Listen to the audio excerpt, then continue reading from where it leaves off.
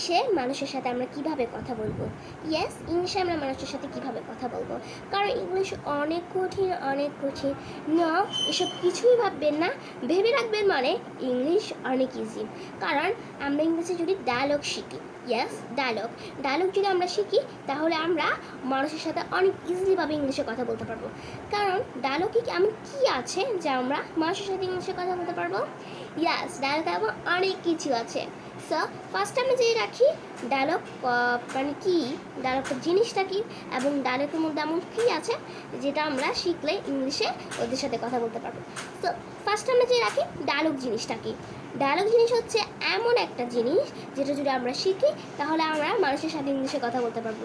যেমন the dialogue of salesman, এই ডায়লগটার মধ্যে আমাদেরকে বুঝিয়েছে যে আমরা যখন কোনো বাইরের দেশে ঘুরতে যাই তখন আমরা দোকানদারের সাথে কীভাবে কথা বলবো, যখন আমরা কিছু কিনতে যাই তখন আমরা দোকানদারের সাথে কীভাবে কথা বলবো। দ্য ডায়লগ অফ সেলসম্যান অর্থ কী, যেমন দোকানদারের সাথে যেমন আমরা জিজ্ঞেস করলাম যে এটার দাম কত, হাউ মাচ ইট ইজ, এটার মধ্যে সব কিছু দেওয়া আছে যে আমরা দোকানদারের সাথে কীভাবে কথা বলবো। সো আমরা অনেক ধরনের ডায়লগ আছে, আমরা ক্লাসমেটসের সাথে কীভাবে কথা বলবো, টিচার ডেকের সাথে কীভাবে কথা বলবো, নিজের বাবা মার সাথে কীভাবে কথা বলবো, বাবার কাছে একটা বই কেনার টাকা চেয়েছি, তো সেইটাতে আমরা কীভাবে ইংলিশে কথা বলতে পারবো। এই কারণে আমরা ডায়লগটা অনেক বেশি গুরুত্বপূর্ণ। ডায়লগ এবং কী কী জিনিস আছে যেগুলো শিখলে আমরা ইংলিশে কথা বলতে পারবো।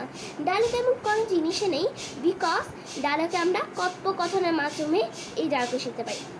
এবং ডায়লগ মুখস্থ করা অনেক ইজি, ডায়লগ সবসময় ছোট হয়ে থাকে। আমরা যারা ভাবি যে ইংলিশ অনেক কঠিন, ইংলিশ যখন আমরা কথা বলি তখন ইংলিশের লাইনটা অনেক বড়।